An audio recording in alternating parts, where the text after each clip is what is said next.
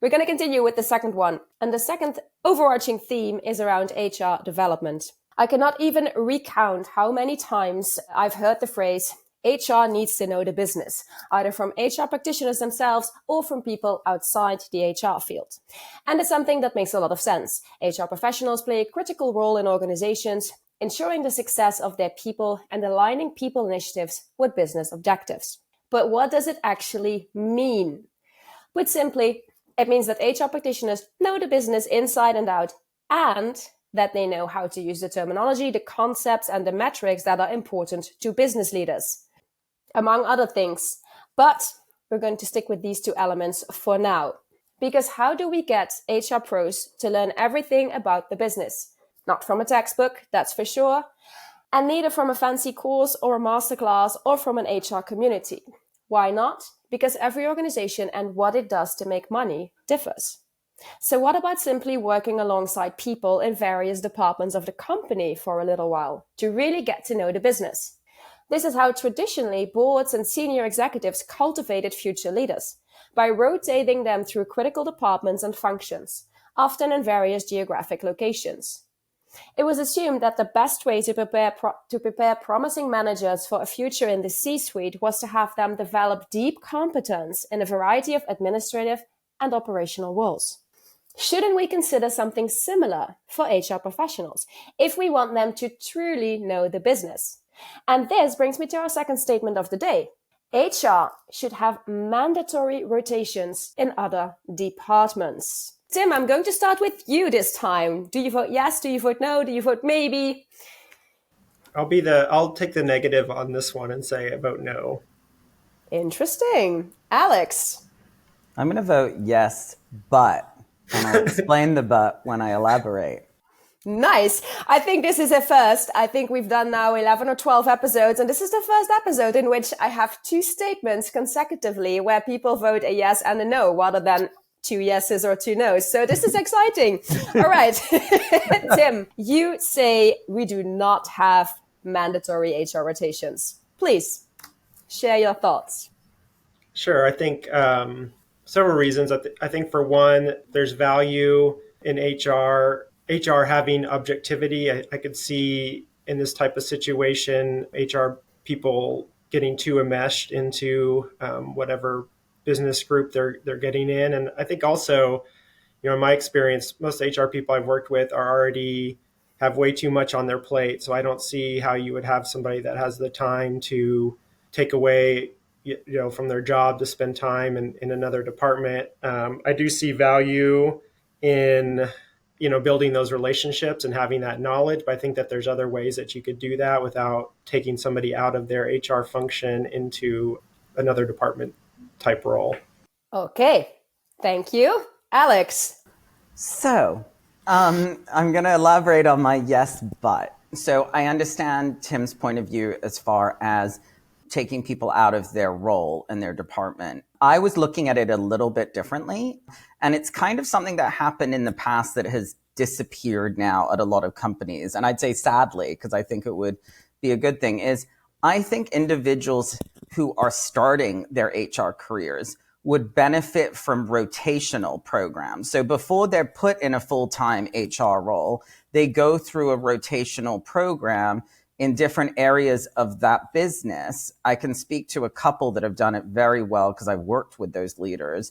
Companies like GE and PepsiCo, where you've got best in class, HR practices. And a lot of the folks that I know have worked there have gone through rotational programs. And that's what makes them stronger business leaders.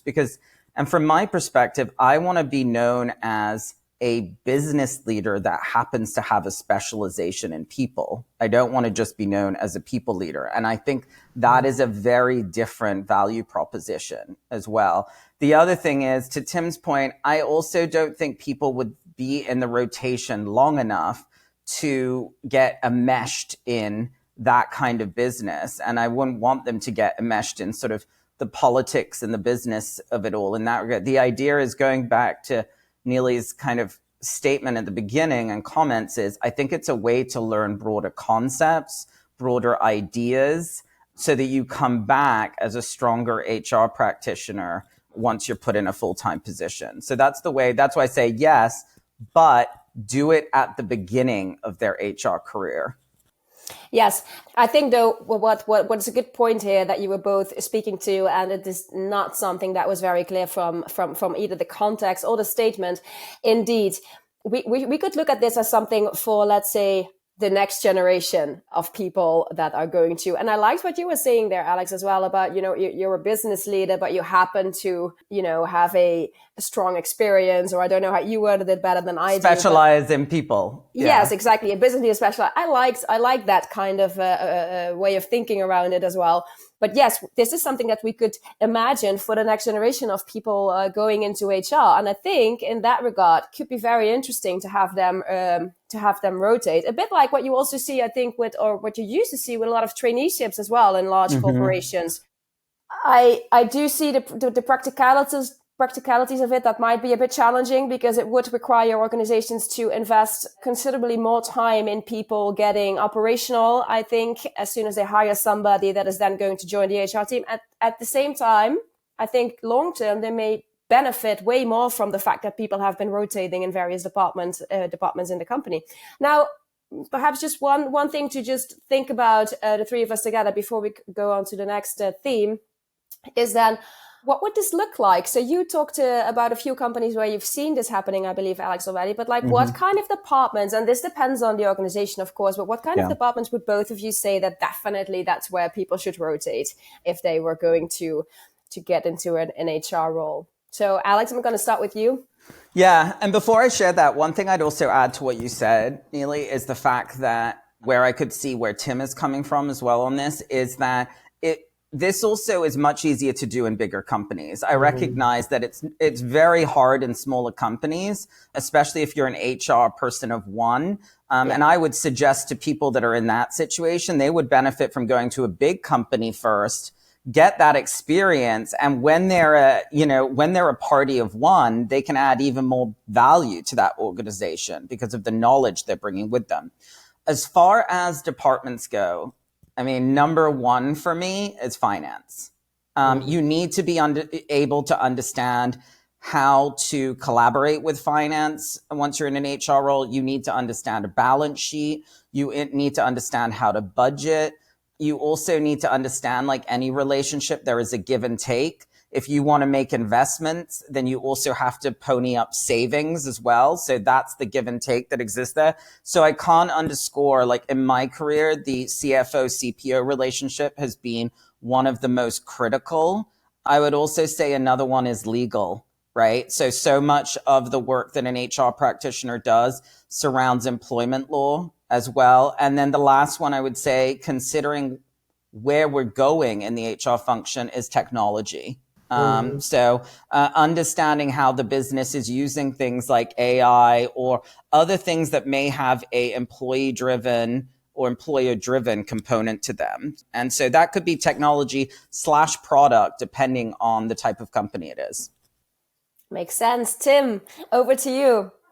Yeah, and I think, you talked about size of company, and that's exactly what I was thinking about as you were saying that. And actually, my experience working in a smaller company is you kind of had that naturally, because you had frontline people that were assigned to a specific division or department, and they were like the HR person for that department. So there was kind of this natural relationships that already developed. They had relationships with the frontline, like this was in a manufacturing, like the front line, like manufacturing leaders. They had relationships with the finance person for the division. They had relationships with the IT people for the division.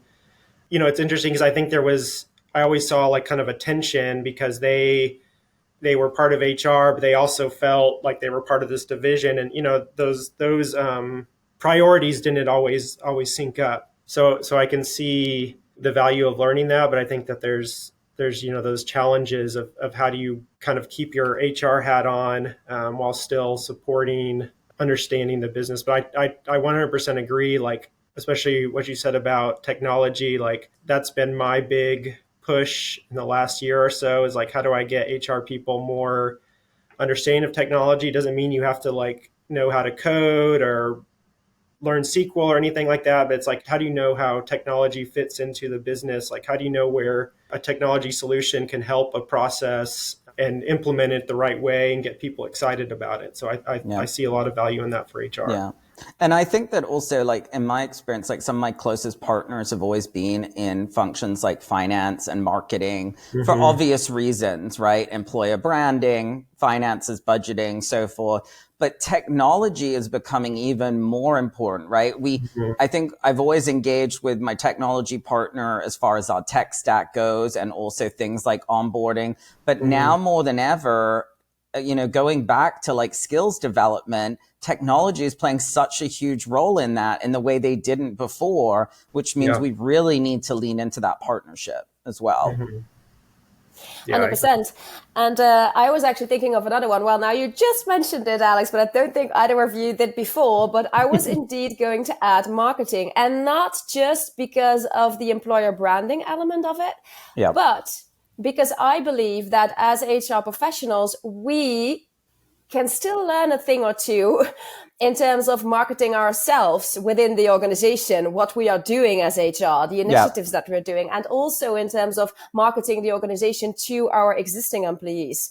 So employee marketing. So in that regard, I would perhaps also add marketing, but that was my well, and I agree with you. I always say that if you're a good HR person, you're a good salesperson, because you're also selling the brand of the company. And I even say now that I am working in fractional HR, I'm actually selling my own brand, in order to cultivate business development opportunities too. So I completely agree with you. And also things like internal communications, there's always been a push and pull. Is that owned by marketing? Is that owned by HR? So those are things that, can really help cultivate those relationships. Yes. And I think, and this is a slightly different topic, but this, I recently had this discussion about the perception of HR and how people in an organization often, unfortunately, still perceive HR. So I think in that regard, there's also still a lot to be gained in terms of, marketing ourselves as the HR team. Why is sales? Well, obviously because they're in sales, but they're always very good at, everybody in the company usually knows what sales is doing and what they're achieving. I think we can do the same for HR. And in that regard, we can probably brush up some of our marketing skills, at least most of us. So that's what I would add. But that is quite a big rotation that we have created here then for people going into HR. Yeah, they'll never start a full-time job. Yeah, when you do your HR stuff. Yeah. All right, let's wrap up this second one.